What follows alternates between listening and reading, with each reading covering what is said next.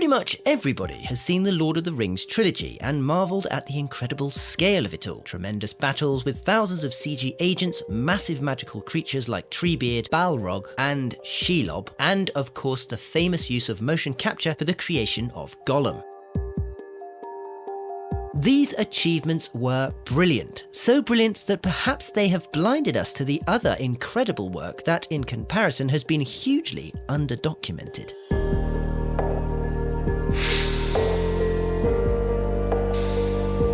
Lord of the Rings Peter Jackson is a miniature enthusiast and, from a very early age, began making, filming and destroying his own miniatures. In the Lord of the Rings trilogy, a huge amount of work went into the design, creation and destruction of miniatures, and without them, the films would have not had the same aesthetic or emotion.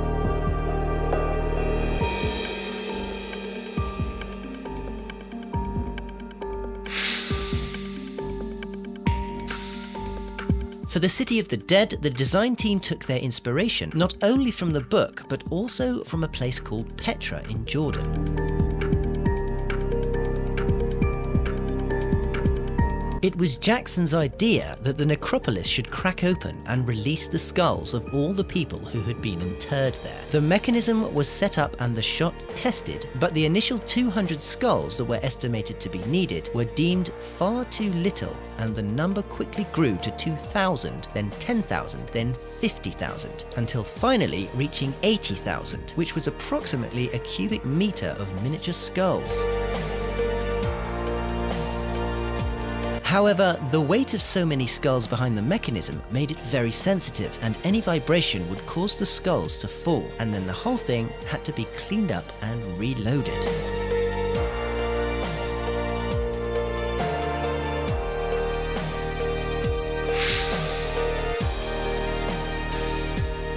Minas Tirith was the biggest architectural model made for the trilogy, and it was built at a 122:1 scale. It was 23 feet tall and 21 feet in diameter, and it contained over 1,000 handmade individual houses.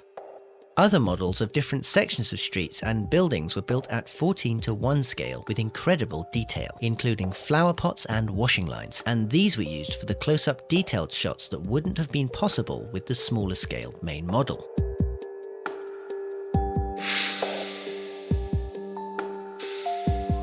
Minas Morgul was actually a Gondorian city before falling into Sauron's hands, so the design team based it on Minas Tirith, with its white stone but added rusty iron balustrades which had dirtied and stained the white stone. Two models were made. One was 121 scale and the second was 3 times bigger and used for close-up shots.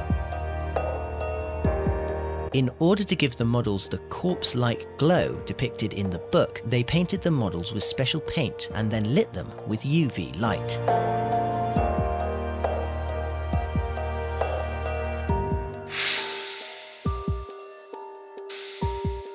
Another detail that tends to get lost within the marvels of the films is the difference in scale between Gandalf, the hobbits, the elves, and the dwarfs. A combination of various techniques was used to achieve this. One was to alter the size of the world around the actors by creating different size sets. For example, at Bag End, 2 different size sets were built. Every book, cup, or candle had to be made twice in 2 different sizes. Even Gandalf's cart was built in different scales. Another technique was to alter the size of the actors themselves. This was achieved by hiring doubles for the hobbits, and actors that were only 4 feet tall and could be shot from behind wearing a wig, or shot from a distance wearing a specially developed silicone mask. Big doubles were also used to replace Aragorn so the hobbits would seem smaller. They also used something they called big rigs, which were big suits that a stilt walker could get into and walk by the hobbits to give the illusion of scale.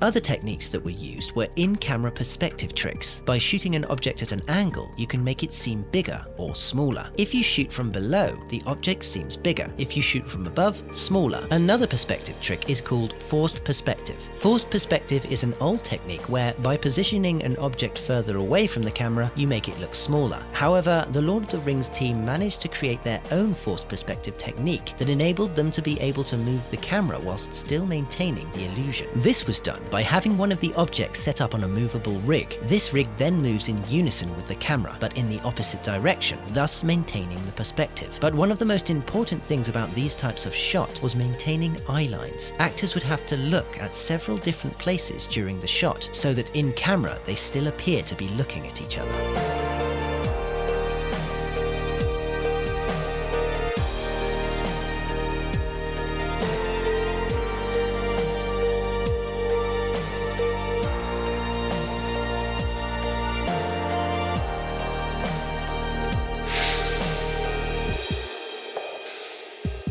This technique involves shooting the two actors separately and then combining both shots to make one. They would either shoot a pass with one actor against a blue screen and then shoot another pass with the other actor against a blue screen, but from further away, or they would use computer software to scale one shot down before compositing.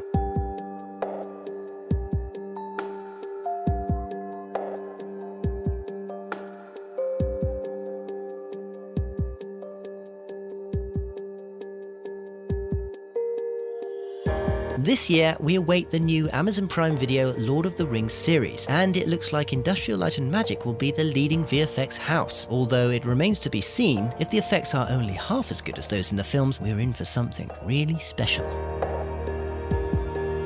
Please give us a like if you enjoyed this video. Don't forget the links to the music used in this video are in the video description, and a big thanks to you if you made it to the end of this video and are hearing this message. Please let us know in the comments section if you did.